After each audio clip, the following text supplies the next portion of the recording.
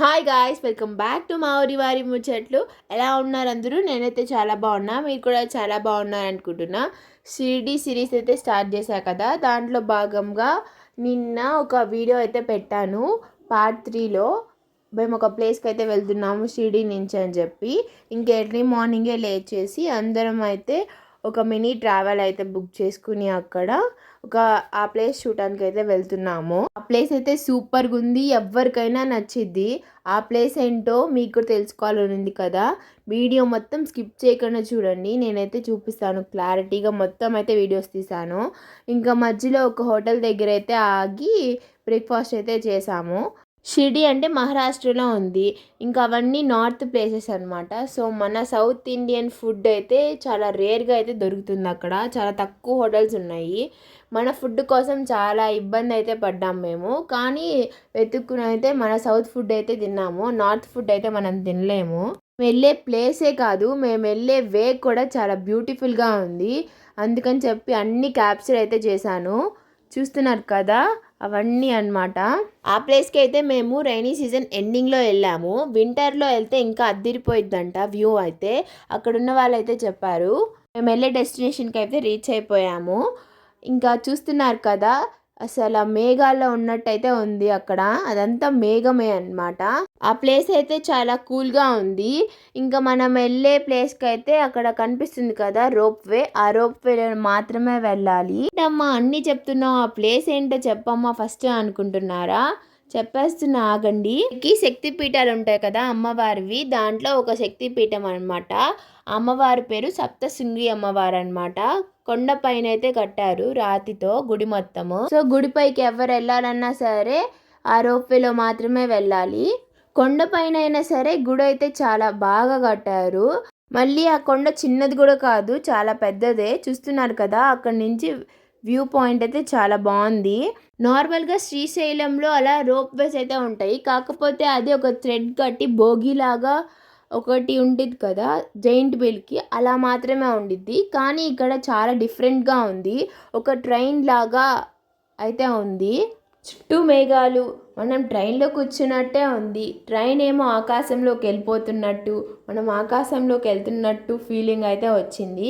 ఇలాంటి ఎక్స్పీరియన్స్ మనం లైఫ్లో ఒక్కసారైనా ఖచ్చితంగా చేయాలి. నాకేమనిపించిందంటే షిరిడి కనుక వెళ్ళకపోతే ఈ ఎక్స్పీరియన్స్ ఖచ్చితంగా మిస్ అయ్యేదాన్ని అనిపించింది. ఇంకా అలా పైకి వెళ్ళిన తర్వాత కొంచెం దూరం అయితే మనం నడవాలన్నమాట, స్టెప్స్ ఎక్కుతూ. వాళ్ళము మేము ఎక్కలేము, అక్కడికి వెళ్ళలేము అనుకుంటున్నారా? అస్సలు తప్పది. అక్కడైతే లిఫ్ట్ అయితే ప్రొవైడ్ చేశారు. అలాంటి వాళ్ళకి డైరెక్ట్గా పైకి అమ్మవారి టెంపుల్ ముందు దాకా అయితే తీసుకెళ్తున్నారు. మొబైల్ ఫోన్స్ కూడా ఎలా ఉన్నాయి గుళ్ళోకి.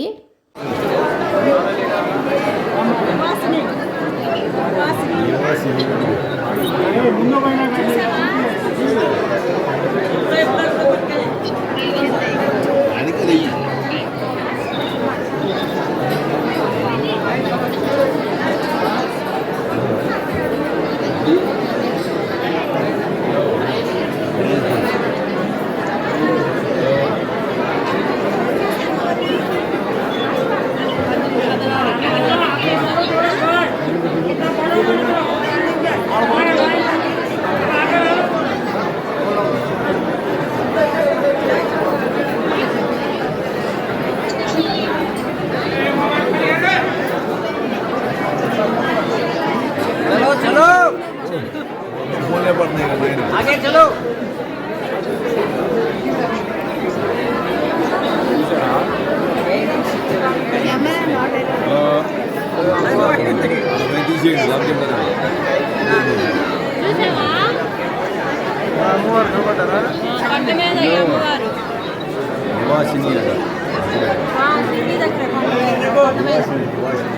నివాసిని అమ్మవారు.